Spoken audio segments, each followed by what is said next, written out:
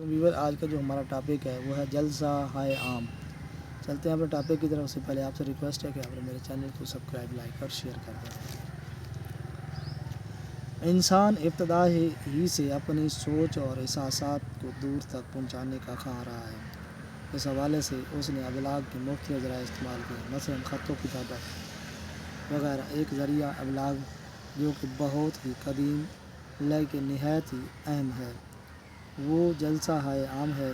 اس میں ایک فرد یا لیڈر اپنے نظریات و خیالات اور افکار کو سینکڑوں لوگوں تک براہ راست پہنچاتا ہے۔ ان جلسوں میں عام آدمی، سیاسی اراکین، ہم خیال افراد اور زندگی دوسروں سے شعبوں سے وابستہ لوگ شرکت کرتے ہیں۔ اس کی خاص بات سربراہ یا لیڈر کی براہ راست شرکت سب سے زیادہ اہمیت کی حامل ہوتی ہے۔ انسانوں کی ہمیشہ سے یہ خواہش رہتی ہے کہ وہ دوسروں کو بھی اپنا ہم خیال بنائے، اور اس کے لیے وہ کبھی چھوٹے اور کبھی بہت بڑے جلسوں کو سہارا لیتا رہا ہے۔ اسلام سے ہزاروں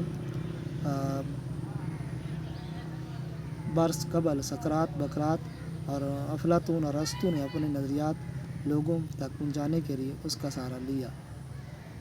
اسلام کی آمد پر بھی ہمارے پیارے نبی حضرت محمد صلی اللہ علیہ وسلم اپنی بات لوگوں کے اجتماع میں کیا کرتے تھے۔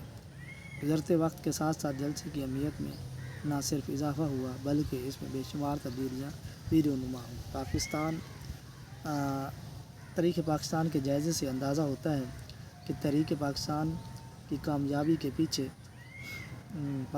بانی پاکستان قائداعظم محمد علی جناح اور شاعر مشرق علامہ محمد اقبال کے وہ اہم جلسے ہی تھے جن میں الگ وطن کا مطالبہ کیا گیا، جن کے ذریعے سے اہم رہنماؤں نے آزادی کے نظریات اور افکار سے لوگوں کو نہ صرف روشناس کروایا بلکہ اس میں آزادی حاصل کرنے کا جذبہ بھی بیدار کیا۔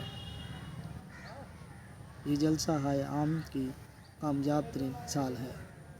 پاکستان بننے کے بعد اس کی اہمیت کم نہیں ہوئی بلکہ اور زیادہ بڑھ گئی۔ اس ذریعے سے ابلاغ زیادہ تر مذہبی اور سیاسی قائدین ہی کرتے نظر آتے ہیں۔ لیاقت علی خان یا پھر ذوالفقار علی بھٹو اپنی شعلہ بیان تقریر کی بدولت ہی عوام میں مقبول تھے۔ روز بروز ترقی کی بدولت جلسہ عام میں بھی اب بہت جدت آ گئی۔ اس حوالے سے سب سے اہم کردار الیکٹرانک میڈیا نے ادا کیا ہے، جس کی بدولت ایک ہی وقت میں کروڑوں لوگوں تک ایک لیڈر کے افکار براہ راست پہنچائے جاتے ہیں۔ جلسہ ہائے عام موجود دور میں بھی نہ صرف پاکستان میں بلکہ ترقی یافتہ ممالک میں بھی اپنی اہمیت برقرار رکھے ہوئے ہے۔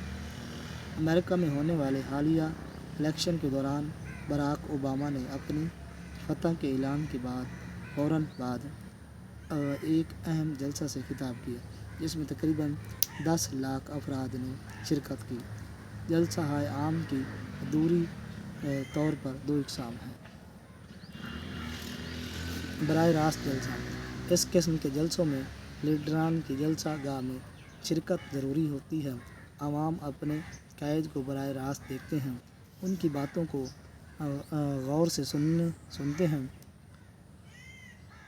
جلسوں میں لیڈر کے حق میں نعرہ بازی کی جاتی ہے جن کی بدولت نہ صرف عوام بلکہ لیڈر کے اندر بھی جوش و خروش پیدا ہو جاتا ہے۔ لیڈر جو بھی کہے عوام ان کا براہ راست اثر انداز ہوتا ہے۔ ٹیلی فونک جلسے: یہ اتنی قسم پرانی نہیں ہے بلکہ حال ہی میں اس کا استعمال ہوا ہے۔ اس قسم میں لیڈر بذات خود جلسہ گاہ میں موجود نہیں ہوتا لیکن وہاں پر موجود عوام اپنے لیڈر کی آواز سننے اور اس کے نقطہ نظر کو جاننے کے لیے موجود ہوتی ہے۔ ایسے جلسوں پر لیڈر ٹیلی فون پر ہی عوام سے خطاب کرتا ہے یا پھر کسی اہم موضوع اور تبادلہ خیال کرتا ہے۔ اس کی سب سے اہم مثال MQM کے قائد الطاف حسین کے ٹیلی فونک جلسوں سے دی جا سکتی ہے۔ حلقہ اثر کا تعین: جلسہ ہائے عام سے عموماً قائدین کو اس بات کا بخوبی اندازہ ہو جاتا ہے کہ اس کا حل کا اثر کہاں زیادہ ہے اور کہاں ان کے عوام ان کی مقبولیت میں زیادہ ہے۔ آج تک اتنا ہی، نیکسٹ ویڈیو ملتے ہیں۔